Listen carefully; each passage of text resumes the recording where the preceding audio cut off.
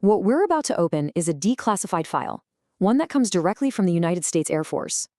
For almost 20 years, a top-secret project was tasked with investigating one of the most unsettling phenomena of our time. Tonight, we open that file. This is Project Blue Book. Right there, that was its primary objective. And let's be very clear about this. This was never some fringe hobby. From the very beginning, the investigation of unidentified flying objects was a matter of national defense. The stakes, well, they couldn't have been any higher. You see, the program, which was officially called Project Blue Book, was tied directly to the Air Force's most vital mission, defending the airspace of the United States. Every single report that came in was viewed through the grim filter of one question: is this a threat?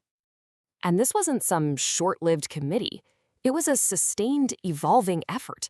It started back in 1948 as Project Sign. Then it was renamed Project Grudge. And finally, it became Project Blue Book. We're talking about a deeply entrenched government operation that ran for years. Now, to understand their work, you have to understand their language. The Air Force definition of a UFO was clinical. It's right there.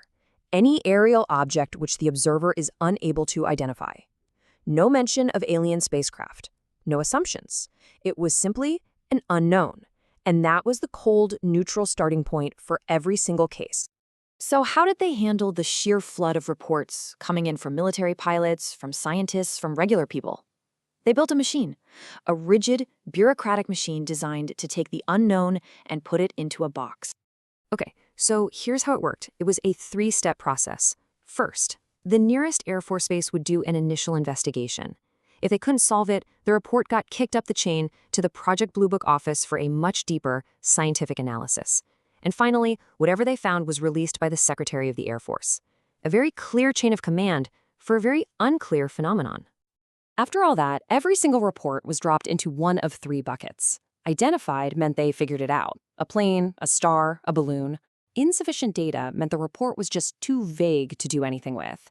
But that third category, unidentified, that's the one that matters. A case only got this label if it had all the data they needed for a conclusion, but the object's behavior just didn't match anything known to science.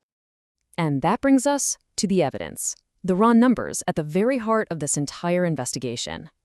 Between 1947 and 1965, this is how many sightings were officially reported and investigated by Project Blue Book: 10,147.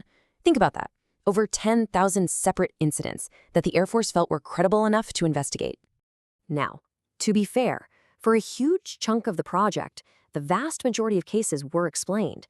They turned out to be stars or planets. Sometimes it was just a normal airplane seen at a strange angle, or a weather balloon catching the sun. Thousands of reports were methodically and logically explained away. But not all of them.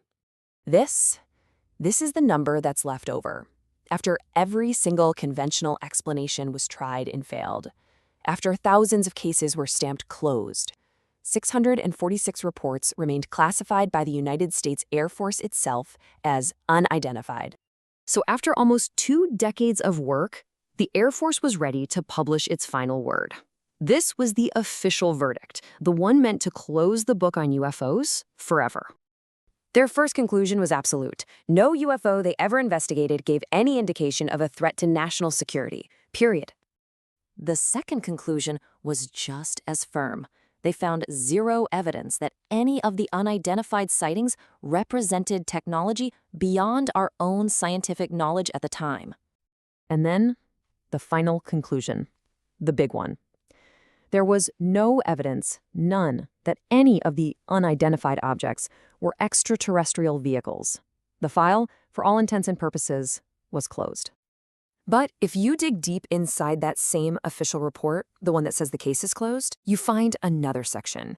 A section that suggests the public record isn't the complete record. This is a direct quote from the document. It says, flat out, that certain items related to the investigation are for internal use only and are not available for distribution to the public. So what exactly did they hold back? Well, the internal rules of the investigation itself, the old reports from Project Sign and Grudge.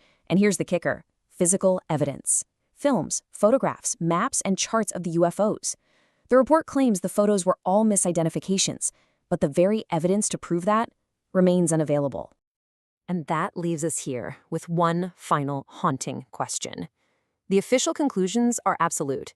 No threat, no advanced tech, no aliens. But the data has an anomaly, a 646 case anomaly. The very evidence that might shed some light on those cases is being withheld. The file on Project Blue Book is officially closed, but the questions, they remain.